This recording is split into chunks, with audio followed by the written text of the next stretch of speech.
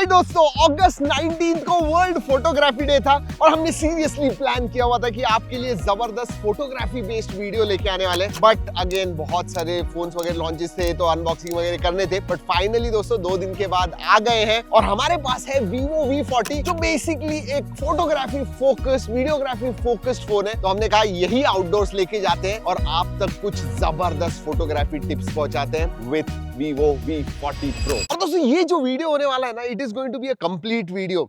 बहुत सारी चीजें आपको पता होंगी लेकिन कुछ एडवांस टिप्स भी देने वाला हूं। फॉर एग्जांपल बेसिक टिप के बारे में बात करूं तो प्लीज पहले आपका जो कैमरा होता है वो क्लीन करके लीजिए एंड जितना हो सके उतना try to shoot in natural light. ये जो चीज है ना, ये अभी भी लोग भूल जाते हैं। जो नेचुरल लाइट नहीं होती है उसके इफेक्ट्स और नेचुरल लाइट में जो इफेक्ट्स आते हैं they are completely different. Even अब अगर आप इंडोर्स कर रहे हो शूट तो जो विंडो है वो जो बाहर से लाइट का सोर्स आता है वो इस्तेमाल कीजिए and you will see the difference. और दोस्तों याद रखिए ज्यादा लाइट भी इतना अच्छा नहीं है। फॉर एग्जांपल अभी हम शूट कर रहे हैं 2-3 बजे, बट जनरली आफ्टरनून टाइम होता है ना, फ्लैट लाइट होते हैं। So try to shoot in golden hour, जहां पे अर्ली मॉर्निंग 6 से 8 के बीच में या फिर शाम को 6 से 7-8 के बीच में। ये जो टाइम होता है ना, सनराइज या सनसेट का समय होता है। ज्यादा ऑरेंज वार्म लाइट्स आते हैं एंड दे लुक ब्यूटीफुल। कभी भी उधर पोर्ट्रेट्स स्पेशली निकालिए आपको पता चलेगा कि यार ये सही में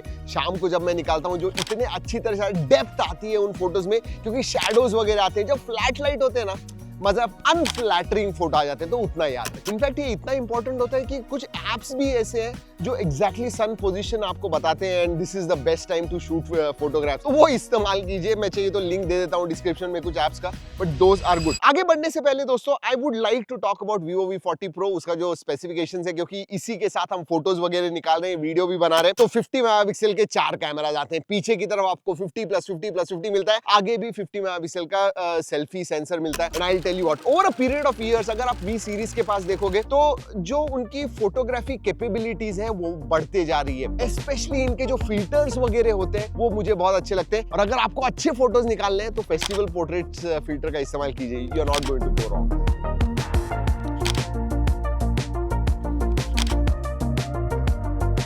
लेकिन मैं एक ऑनेस्टली चीज बताऊं, मुझे अगर Vivo के कैमराज में एक आपने चीज पसंद करने को कही तो मैं कहूंगा ये जो Zeiss के साथ इनकी डीप पार्टनरशिप है ना, और उनके जो अलग अलग 7 फिल्टर्स आए हुए हैं, आई लव देम। सोनार, बायोटार, ये सब प्लेनार, ये सब जो है ना, अलग अलग सिचुएशंस में अलग अलग टाइप के फोटोज निकाल पाओगे। And literally I tell you what, आपको लगेगा कि ये DSLR से फोटोज निकाले हुए। तो आपको अगर दिन में पोर्ट्रेट्स निकालने हैं, ज्यादा लाइट है और वही ब्यूटीफुल बोके चाहिए तो बायोटार इस्तेमाल कीजिए। वही रात को पोर्ट्रेट्स निकालने हैं लो लाइट में, लाइट्स है पीछे की तरफ, तो प्लेनार इस्तेमाल कीजिए। सिनेमैटिक अगर आपको निकालने हैं तो सिनेमैटिक मोड भी है, सिनेमैटिक फ्लेयर मोड भी है। जी हाँ, वो ऐसा लाइट रे वगैरह जो जाती है, इट लुक्स नाइस। तो अलग अलग ये जो फिल्टर्स है ना, they just add that extra. और जब सोशल मीडिया पे डालोगे या फिर अपने फैमिली और फ्रेंड से दिखाओगे तो बोले, अरे यार ये फोटो DSLR से खींचा है।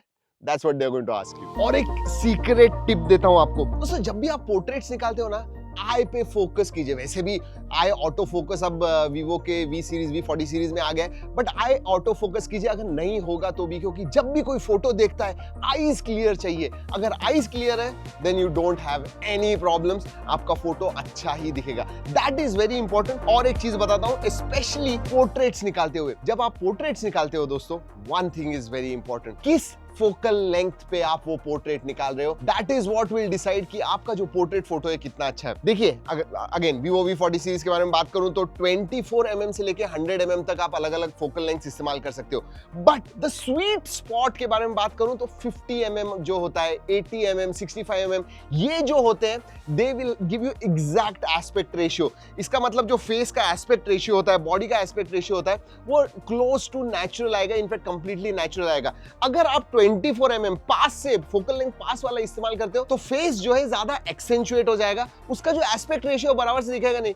आप कहोगे कि यार ये पोर्ट्रेट में फेस कुछ अलग दिख रहा है।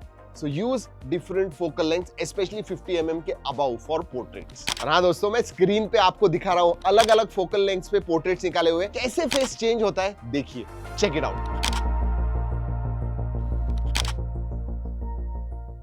और एक चीज दोस्तों, ये इतनी सिंपल है, प्राइमरी सेंसर इस्तेमाल कीजिए, क्योंकि जब भी फोन ब्रांड्स कोई भी फोन लॉन्च करते हैं सबसे ज्यादा एफर्ट जो जाती है ना, that goes in primary sensor. जी हाँ, अल्ट्रा वाइड वगैरह आप इस्तेमाल कर सकते हो जब लैंडस्केप वगैरह चाहिए, अगर आपको वाइड फील्ड ऑफ व्यू चाहिए तो ठीक है, but most of the times try to use, जी हाँ, जो प्राइमरी सेंसर है वो। एंड आप डिफरेंस देखोगे, अल्ट्रा वाइड में थोड़ा कलर शिफ्ट होगा, स्लाइटली अननेचुरल दिखेंगे। प्राइमरी सेंसर से वही फोटो निकालोगे तो स्किन टोन ज्यादा अच्छे आएंगे, कलर्स वगैरह ज्यादा अच्छे आएंगे, शार्पनेस आप देखोगे, क्योंकि brand spends most effort on primary sensor. लेकिन एट द सेम टाइम मैं ये भी कहना चाहूंगा कि ये जनरली बजट फोन्स में ट्रू है।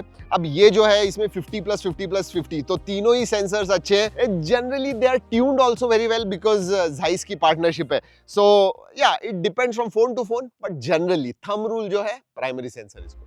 सबसे बड़ा difference between a great smartphone photographer and normal है कि जो सही में अच्छा फोटोग्राफर होता है ना, वो डेफिनेटली सेटिंग्स के साथ खेलता है। और अगर आपको सेटिंग्स के साथ खेलना है तो आपको क्या 4 या 5 सेटिंग्स होते हैं आप जब स्मार्टफोन से फोटो लेते हो तो। जी हाँ, use pro mode. Pro mode में आपको ISO मिलेगा। ISO makes a difference. Shutter speed कम ज्यादा करके देखिए। अगर आपको ट्रेल्स वगैरह चाहिए तो शटर स्पीड जो है कम करके देखिए।